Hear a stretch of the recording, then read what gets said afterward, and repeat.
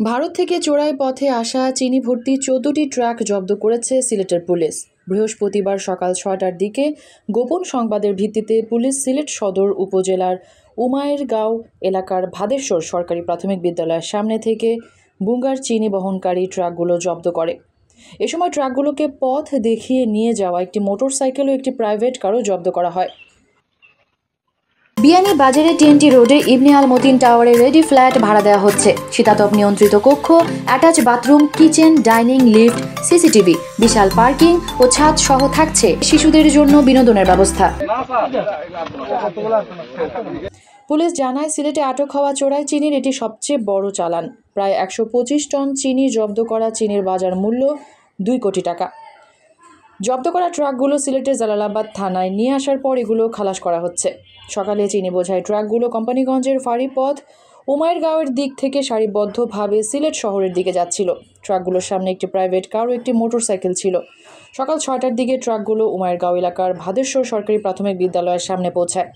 Police সদস্যদের দেখে motorcycle, private car ও ট্রাকের চালকেরা মালামাল ফেলে পালিয়ে যান। অভিযানে নেতৃত্ব দেন সিলেট মহানগর পুলিশের উপকমিশনার আজবাহার আলী। তিনি বলেন, এটি সিলেটে আটক হওয়া ভারতীয় চিনির সবচেয়ে বড় চালান। আজ সকালে প্রত্যুষে 6 ঘটিকার দিকে গোপন সংবাদের ভিত্তিতে অভিযান চালিয়ে এই জালালাবাদ থানার প্রত্যন্ত অঞ্চলের ভেতরে এই রাস্তা দিয়ে, মাটির রাস্তা দিয়ে 14টি ভারতীয় চিনি বোঝাই ট্রাক যাওয়ার প্রাককালে আমরা অভিযান চালিয়ে 14টি ট্রাক আটক করেছি।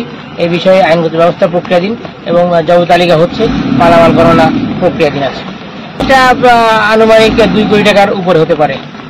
ভোর 6টার দিকে জালালাবাদ কোম্পানিগঞ্জ রোডের কোম্পানিগঞ্জ সীমান্ত লাগোয়া উমায়েরগাঁও সংলগ্ন বাদেশ্বর সরকারি প্রাথমিক বিদ্যালয়ের কাঁচা পাকা রাস্তার উপরে এই 14টি ট্রাক আটক করা হয়। ট্রাকের ড্রাইভার প্রায় সম্ভবত ড্রাইভার এবং চালক সহ 28 জন ছিল এবং তাদের সাথে স্কট করা পার্টি ছিল প্রায় 10-12 জন। আমাদের উপস্থিতি টের পেয়ে তারা দ্রুত ঘটনাস্থল থেকে পালিয়ে যায়। পরে আমরাই উপ পুলিশ কমিশনার স্যারের নেতৃত্বে এই ট্রাকগুলি আটক করতে সক্ষম হই। এ ব্যাপারে আইনগত ব্যবস্থা প্রক্রিয়াধীন আছে। হিউজ মাল অনেক পরিমাণ বেশি হয়, গণনা করতে সময় নিব, গণনা করে পরবর্তীতে জানানো যাবে সংখ্যাটা কত থাকে। চোরা কারবারিরা ভারত থেকে অবৈধ পথে কোম্পানিগঞ্জ উপজেলা সীমান্ত থেকে সিলেট শহরের দিকে চিনি নিয়ে আসছিল বলে তাদের ধারণা।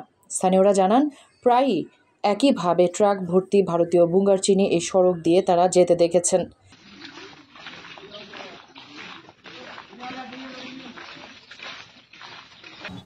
ট্রাক চিনি ভর্তি ট্রাক আটক করছে তো রাস্তার মাঝে আমরা ঘুম থেকে উঠিয়ে বার হয়ে যাচ্ছি। এলাকার জনগণ অনেক বার হয়েছে, পুলিশে মাল ধরছে, আমরা তো কেউ কিছু নাই। এদিকে সবসময় প্রায় যায় মাল, আমরা দেখলে তো আমরা তো আর ধরার মতো ক্ষমতা নাই। আটককৃত ট্রাক ভর্তি চিনি খালাস ও আইনি প্রক্রিয়া শেষে আদালতের অনুমতি সাপেক্ষে পরবর্তী পদক্ষেপ গ্রহণ করা হবে বলে দায়িত্বশীলরা জানিয়েছেন। মেহরুন মিদে ফেরদৌস, এবিটিভি।